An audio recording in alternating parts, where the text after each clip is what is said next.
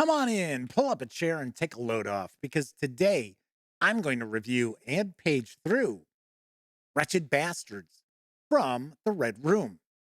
If your players are looking to take on the roles of anti heroes in a low magic fantasy setting, will you find Wretched Bastards to be your go to RPG? Or is this role playing game just simply wretched? Well, you're going to find out right after this.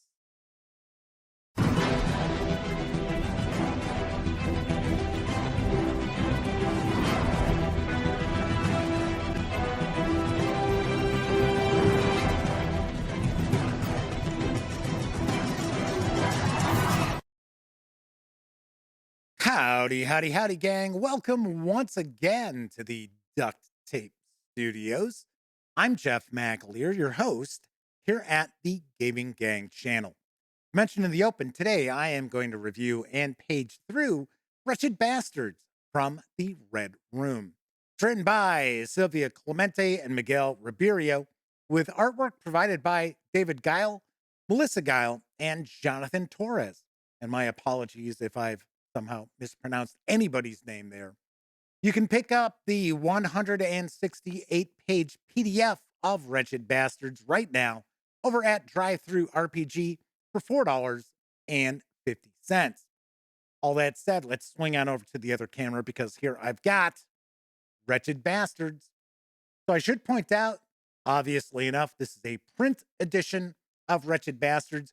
You can't get the print on demand at the moment at DriveThruRPG.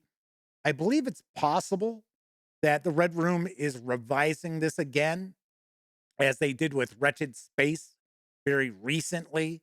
They originally came out with an edition of Wretched Space, which is their latest role playing game, and then came out with a new revised edition, and it's got 60 pages of additional content. So it's possible you can't get a print edition right now because it's being revised.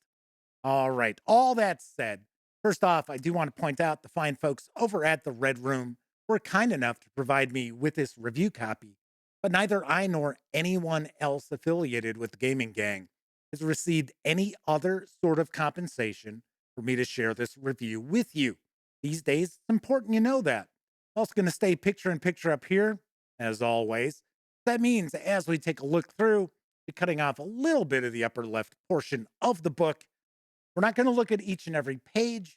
I do want to give you a good feel for what's in this book, as well as share my thoughts about Wretched Bastards with you as well. Let's dive on in. One of the first things I do want to point out is that this is kind of a dark, gritty fantasy setting. It's also kind of promoted as being sleazy, which I will talk about a bit in just a few moments. So, this is low magic fantasy. It is kind of inspired by spaghetti westerns as well as the spate of low budget sword and sorcery or sword and sandals movies that came out in Europe following the success of the original Conan the Barbarian, starring Arnold Schwarzenegger. So that's kind of your feel. I also can tell that this is inspired by Seven Samurai as well as the Magnificent Seven, because we will actually see later in the book the Seven Bastards, which are pre generated characters that your players can take on the roles of. So this is pretty standard fare as far as fantasy heartbreakers, retro clones that we see out there that are based more towards the mechanics of 5e than, say, OSR, although this has a very, very deep OSR flavor to it. So we've got our standard 6 attributes with their bonuses. There's also the optional comeliness, which I've never been a fan of, but might work out here because you've got kind of the smooth talking con man type of player character, the seductress sort of character. You may want to use that as well. Your players are not taking on the roles of goody two shoes heroes here. They're also not taking on the roles of the big bad villains either. They are anti-heroes. They have their faults. I mean, granted, you have an opportunity, you can play as, a paladin sort of character. There are rules in here, and for the most part, you kind of ignore some of the disadvantages, the flaws, as well, in those regards. So I should mention that Sylvia Clemente points out early in this book that they are certainly not a fan of putting together rules presentation. And I have to be honest, she tain't lying, gang. This is kind of a bit of a kind of mishmash, I guess I'll say, of a rules presentation. Nothing gets a ton of explanation. The game itself assumes that you've got a lot of experience, or at least a moderate amount of experience with role playing games. So it's not as if various different concepts are being explained. We've got kind of our standard classes, got our level progression. Our armored class is essentially here, it's defense. We've got our D20 DRs. We've got our challenge die rolls. So all in all, it's not really mechanically anything that you haven't probably seen before. There's kind of not anything new to see here. Now, some of the peripheral mechanics and things like the perks and drawbacks, their skills, those I like. We've got it's essentially the seven deadly sins, but it's not called that. But it kind of gives you kind of a background for your character. So I mean, what's their drive? The greed? Is it sloth? Is it lust, gluttony, so forth? So I found that to be pretty cool as well. Fantasy races, pretty standard stuff as well. Although this is a game world where the vast majority of the inhabitants are humans. You can see pretty decent artwork throughout. Got to point out, some of it has a bit of a generic feel to it. I mean, I don't want to knock it too much because, I mean, it's decent artwork. I mean, it's fine. I don't want to just say it's functional, but for the most part, it's really not anything that's going to be inspirational, at least in my opinion. Something else to mention, we've got these various different perks and drawbacks, and there is very little balance throughout, and they all cost the same essentially. And some of them you can have levels to as well, but you'll have some advantages, or I should say perks and drawbacks that say, okay, well, you get this bonus or this negative modifier, and it straight out tells you what is the effect. And then you have other things where it's like lucky, and it just says you're a lucky bastard. Okay, so kind of game mechanics are involved there. So once again, I don't want to hammer on the fact that it's not presented as well as it could be. It feels kind of unfinished rules wise as far as an overall role playing game system. But then again, it's also kind of OSR with a do it yourself feel to it as well. You don't get a lot of information about combat. We get some combat actions, but all in all, it's not super crunchy, which I am fine with. We've got magic. The magic spells are all presented as, a paragraph like so. Some of them a little bit longer, but no multiple page spell explanations and definitions and things like that. So, one aspect of Wretched Bastards I am not overly keen on is the kind of sexualization of this book. So, it's advertised as being kind of dark, gritty, and sleazy.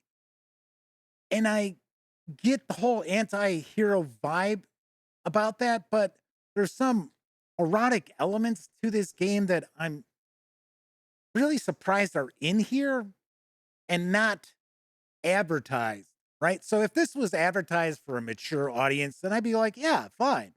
I have no problem with that. I'm not a prude. Of course, most people who say they're not a prude turn out that they are prudes. But if you watch the live stream, I drop F bombs on occasion and things like that. And I always talk about how if everybody at your game table is having a good time, nobody's getting their feelings hurt and nobody gets an eye poked out, it's all good.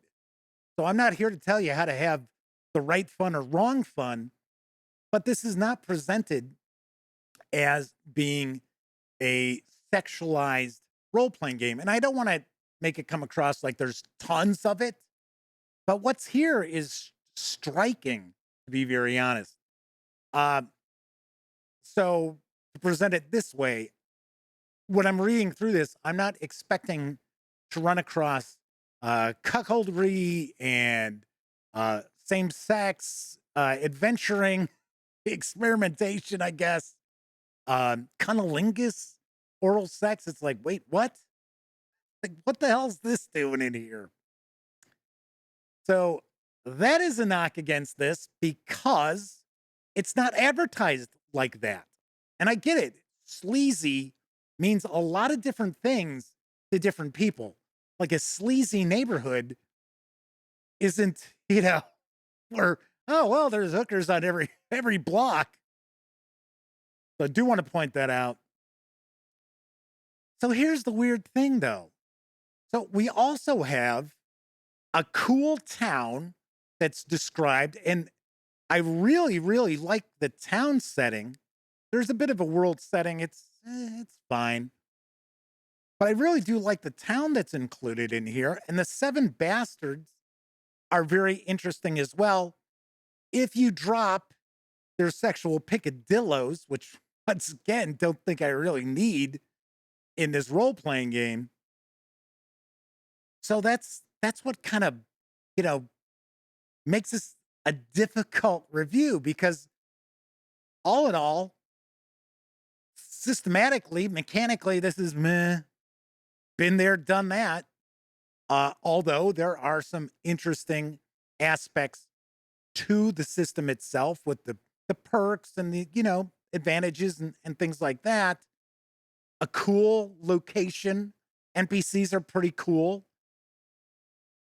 And then we sort of get this oddball, like, we want to be Lamentations of Flame Princess 2 aspect to the game. Something else I'll mention is we get some different fonts, which I am also not keen on. If it's a player handout and you want to give me a font that I can barely read, as long as you give me that information in standard font that I can make out what it is, that's fine. But here we get some font changes making the section nearly illegible. So that I got to knock it on as well. As far as the actual physical construction of the book, it's our standard color soft cover from DriveThruRPG. Should hold up relatively well. So another odd aspect of Wretched Bastards is that we get this location, the town of Fork, with a bunch of really cool intertwined NPCs and an opportunity for a lot of very interesting role playing interactions. We get seven pretty interesting uh, pre-gens as far as the seven bastards, but the adventure that you would use them in is separate. The adventure is not part of this, which I thought was very bizarre as well. What is the point of giving us the town as well as the pre-gens, but not giving us an adventure to use them with? Something else to toss out is there's a section about sexually transmitted diseases. Kind of like, once again, that's something I really need. Role play game. I don't know. All right. So That is Wretched Bastards. Swing on over to the other camera. I'm going to share some final thoughts as well as my review score. So, as I've mentioned, there's things I like about this, and there are things that left me scratching my head. And I mean, some of it is rules presentation where it feels very undercooked, like it needs to bake a little bit longer, needs maybe one or two passovers to kind of straighten some things out. There's content in here that is for mature audiences, and this is not advertised as something for mature audiences. I don't know about you, but I don't think I would want like a 12 or 13-year-old to be picking this up and thinking, oh, yeah, it's just, oh, it's Magnificent Seven fantasy wise. And, being exposed to, references to oral sex. Sort of like, what? Cuckoldry, sexual slavery. Maybe that's just me. I don't know. Just saying. Then there's cool stuff too. So it's like, I would say if you're an adult, there's stuff that you can use. I like the town of Fork and the NPCs and things like that. This might be worth picking up for the $4.50 in PDF. It's your call. Me, on a scale of 0 to 10, I give Wretched Bastards a 4.5 out of 10. It's not necessarily trash, but I really can't give it much of a recommendation. All right, that is it for this time out. If you like this video, by all means, please give it a quick thumbs up. Subscribe to the Gaming Gang channel if you haven't already, and if you do, ding that bell. Will not only let you know when I upload videos such as this review, also inform you when my live stream, Gaming Gang Dispatch, airs Monday, Tuesday, and Wednesday evenings at 7 p.m. Central, right here on YouTube. And of course, when you're not watching videos on the Gaming Gang channel, be sure to visit thegaminggang.com for all the latest in tabletop gaming news, reviews, and a whole lot more. You know the drill. Get your geek on at thegaminggang.com. Once again, I'm Jeff McAleer. Thank you so much for taking time out of your busy life to watch this video. And until I see you next time, here's hoping each and every one of you get to enjoy plenty of great gaming. Your gang.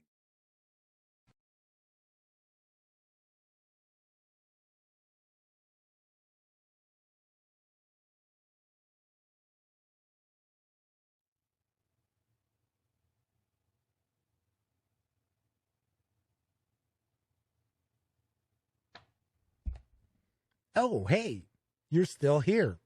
That's okay. You don't have to leave just yet.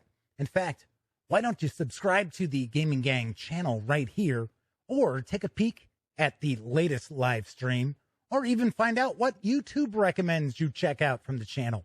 And of course, I'm Jeff McAleer. Thanks again for watching.